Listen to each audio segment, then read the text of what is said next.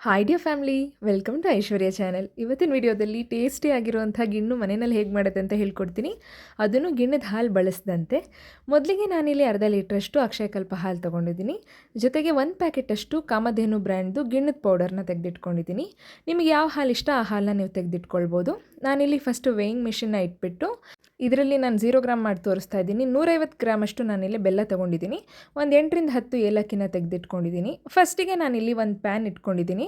ಅದಕ್ಕೆ ಹಾಲನ್ನ ಅರ್ಧ ಲೀಟ್ರಷ್ಟು ಹಾಲನ್ನ ಹಾಕಿ ಚೆನ್ನಾಗಿ ಕಾಯಿಸ್ಬಿಟ್ಟು ಸಪ್ರೇಟ್ ತೆಗೆದಿಟ್ಟಿದ್ದೀನಿ. ಈಗ ಹಾಲು ರೂಮ್ ಟೆಂಪ್ರೇಚರಿಗೆ ಬಂದಿರಬೇಕು. ನಾನಿಲ್ಲಿ ತೋರಿಸ್ತಾ ಇದ್ದೀನಲ್ಲ, ಈ ರೀತಿ ಬೆರಳು ಅದ್ಬಿಟ್ಟು ನೋಡಿ.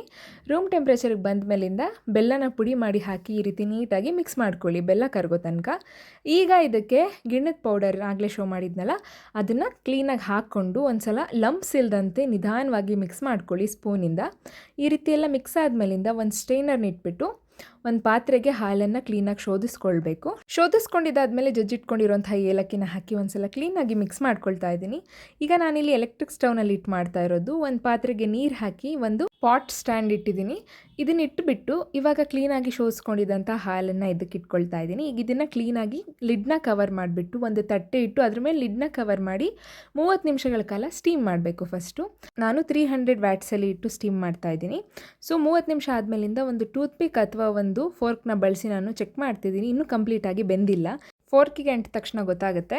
ಸೊ ಈಗ 10 ನಿಮಿಷಗಳ ಕಾಲ ಮತ್ತೆ ಸ್ಟೀಮ್ ಮಾಡಿಕೊಂಡ್ರೆ ಟೇಸ್ಟಿಯಾಗಿರುವಂಥ ಗಿಣ್ಣು ತಯಾರಾಗುತ್ತೆ. ಗಿಣ್ಣು ತಯಾರಿಸ್ಕೊಳ್ಬೇಕಾದ್ರೆ ನೀವು ಗಮನದಲ್ಲಿ ಇಟ್ಕೊಳ್ಬೇಕು ಏನಂದರೆ, ತುಂಬ ಹೈ ಫ್ಲೇಮ್ನಲ್ಲಿ ಇಟ್ಟು ತಯಾರಿಸಬಾರ್ದು. ಹಾಗೆಯೇ ಗ್ಯಾಸ್ ಸ್ಟವ್ ಮೇಲೆ ಮಾಡ್ತಾಯಿದ್ರೆ ಗಿಣ್ಣನ್ನು ಲೋ ಫ್ಲೇಮ್ನಲ್ಲಿ ಇಟ್ಟು, ಅಂದರೆ ಸಿಮ್ಮಲ್ಲಿ ಇಟ್ಟು ತಯಾರಿಸಿ.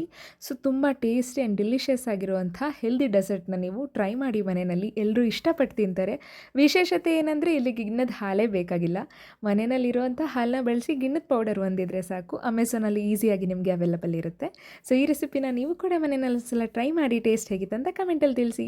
ವಿಡಿಯೋ ಇಷ್ಟ ಆಗಿದ್ದರೆ ಲೈಕ್ ಮಾಡಿ, ಶೇರ್ ಮಾಡಿ. ಹಾಗೆಯೇ ಮತ್ತಷ್ಟು ಹೆಲ್ದಿ ಆ್ಯಂಡ್ ಟೇಸ್ಟ್ ರೆಸಿಪೀಸ್ಗೋಸ್ಕರ ಐಶ್ವರ್ಯ ಚಾನೆಲ್ನ ಸಬ್ಸ್ಕ್ರೈಬ್ ಮಾಡಿ, ಪಕ್ಕದಲ್ಲಿರುವಂಥ ಬೆಲ್ ಐಕಾನ್ನ ಕ್ಲಿಕ್ ಮಾಡಿ. Thank you so much for watching Aishwarya channel.